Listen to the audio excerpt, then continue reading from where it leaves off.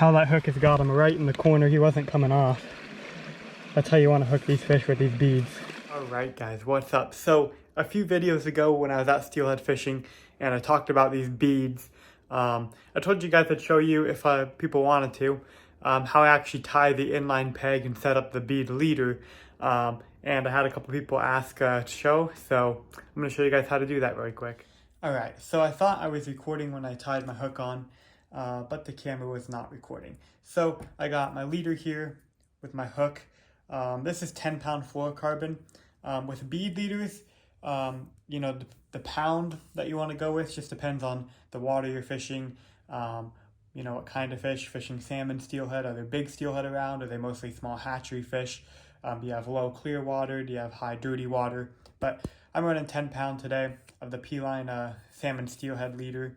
Make sure it's good fluorocarbon. That is the big thing, is make sure you have full fluorocarbon line, because some brands will make lines and they'll put like something, they'll put like P-line also has a fluoro clear, which is actually not a fluorocarbon. They just throw the fluoro clear in there because they say it, you know, is supposed to be as clear as fluorocarbon, but it's not actually fluorocarbon, and I don't think it's as clear. So you got to be careful with brands. Make sure you get actual fluorocarbon, because I think it really helps. For one, it sinks. Fluorocarbon is more dense and it sinks, so I think it helps get your presentation down there a little bit. It also is super invisible to those fish, so they can't see it. So there's my hook tied on. I just used a simple clinch knot for this style of hook. This one has more of a straight shank on it. Don't know if you can tell, but it's got more of a straight shank. So that clinch knot is going to help me get a better hookup than if it had that cocked, that little bit cocked eye on there, which would be more of a, you'd want to snell it, tie like an egg loop knot. And that would help you get a better hookup on that one. So this is probably a size 2 or 3 hook. For steelhead and beads, I go from anywhere from a size 1, these are owners, down to like a size 4, even like a 6, if I have a really small bead, like a little, you know, 5mm bead or something for like that. But this is a size 2 or 3. So I have my leader. I always start long, so this is about a 6-foot leader. I always tie my leaders longer, and then I can cut them down as I need to on my river. So I'm going to take this other end here. I'm going to grab my little pack of clear beads. I really hope this is focusing. I don't think it is. So I'm going to open this up here, if I can get one of these out. So this is just a little tiny, I think they're like a 3mm. You're not going to be able to really see it. Tiny clear bead. Now you can get them in different colors. You can get them in red, pink, orange. They make a ton of different colors. You can get them at a craft store. You can order them from fishing websites.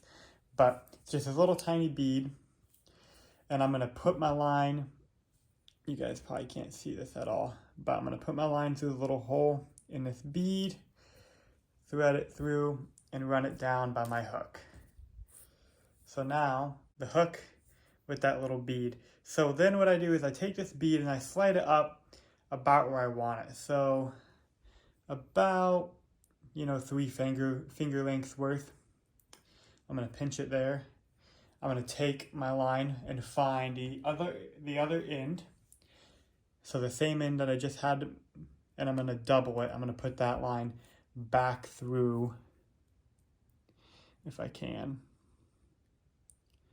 I'm sorry guys, I wanted to get a better focus, but this is why I don't do a lot of these videos, because it's really hard to get a good focus and actually have you guys see what's going on. So now I doubled that line and I pulled it down so there's a loop. So now I have my hook, and about 2 or 3 finger gaps above I have this little bead which I doubled my line through, which created this loop. Now I'm just going to take the hook and stick it through this loop.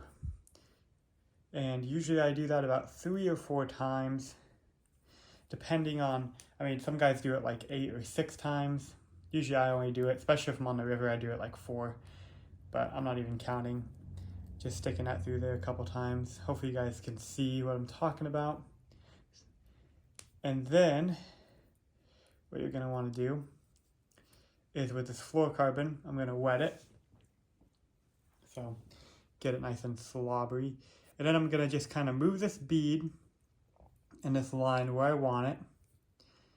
Again, about 3 or 4 finger lengths away from the hook. And I'm just gonna cinch it down. Now that's really probably out of focus. So now I cinch that bead down, basically tying a knot on itself. And there's my hook. That ended up a little further away than I would like, but my hook and my bead right there, my little tiny bead. And then I can grab my other bead, my actual bead I'm gonna fish with. So some beads up here, and this is all incognito beads. I have a few bigger BNR soft beads, like 20 mils, but anything lower are pretty much all lured by the bead, lured incognito beads. So now I'm gonna grab a bead and I'm gonna match it to the size of my hook. So like I said, this is about a 2 or 3 size hook. And how I match them is you grab your bead, and if that bead will fit perfectly in the gap like this is probably, what's that, a 12 millimeter? And you see how it just fits nicely right in the gap? Just about the same size. So that's about the perfect size bead for this hook. You can go smaller. I know that hook's out of focus, sorry. I'm gonna grab a small one. So this is a smaller one. This is a 10 mil, so the other one was about a 12. This is about a 10 mil. Now this one, a lot easier slips right through the gap of that hook. So I could fish this bead on this hook. The issue is that this hook's gonna have more weight to it. So the hook's gonna try and drag down on the rocks, so I might get snagged up more. Whereas this 12 millimeter bead for this hook, as you can see, just perfectly fits right in the gap. And I know that the hook's probably not too big to drag it down. And the bead is not too big to where it's going to get in the way of that gap, because if I were to grab a bead like this is like a 16 mil, and you can see how much smaller that hook is. So now when that fish grabs that bead, that hook is too small. So that fish has got this bead here and he has it, and when you set the hook, that bead is so big it just opens up the fish's mouth, and that hook is too small, so it will never grab, if that makes sense. So now I'm going to slide my 12 millimeter on. Again, sorry, I know that this is very bad focus and I'm not doing a good job of keeping it in the camera, but now we have that 12 millimeter with slid down on that peg. There's the hook. So now when they come up and they grab the bead and you lift up, because on a bead what happens is when a lot of guys, their bobber goes down and they just want to cream the hook set, which normally, if you're fishing bait or jigs and worms, you can do because they have a solid big hook on there. But what happens with this and this gap, if the fish grab it and you just absolutely, yank their head off, you're going to go to pull and it's going to hook their mouth and it's going to just blow their mouth open. So they're like this, they grab the bead, you set the hook, boom, you pull so hard that it just blows their mouth open, and that hook's never going to catch. So what I do, the bobber goes down, I just pull tight on it. I just lift my rod tip up, pull tight. All that does is that squeezes the bead through and the hook right into the corner of their mouth. If you get all Yankee poo and you yank on that, it's just going to blow their mouth completely open. Whereas if you just kind of real tight, lift up on them, it's just going to slide right through and get them in the corner every time. And that's also why, having a giant bead on there, it's going to make their mouth pop open a little bit more. So the smaller bead, slide right through with that small hook, bang, gets them every time. And so that is how I rig up the inline with the incognito, just like that. And this bead will never, because this is the incognito, so it's a soft bead on the outside, but it's the hard middle bead. So what happens is when these fish grab it and they go to pull it, it'll never slide down that stop. So when you lift up on them, that bead comes through and the hook gets them. Whereas if I had a soft bead, okay, so I put a soft bead on, it's just a regular soft bead, and I have this inline peg. And even with any type of peg, this happens. The T stops from BNR, eventually your bead gets worn out and this will happen. Where the fish comes up and grabs it, you lift or set the hook, you see what just happened there? I hope you guys caught that. That bead just slid right over that stop. Right, now it's in the fish's mouth. Lifting, lifting, lifting. Look what happens. That hook gets buried in that bead. And you will never, ever hook those fish. Or you might just barely prick them because the hook ends up like this. But they can't get, that bead is sitting in the gaps. They can't get hooked. And that's what happens the most common when people miss bead fish. Especially with the soft beads, is the fish grabs it, you lift up or set the hook, that bead slides right down, right over the hook, and you might get them, see like that right there. I don't know how good it's focusing, but barely got me on the point because it can't go any deeper because that bead's in the way. A couple head shakes and that fish is gone.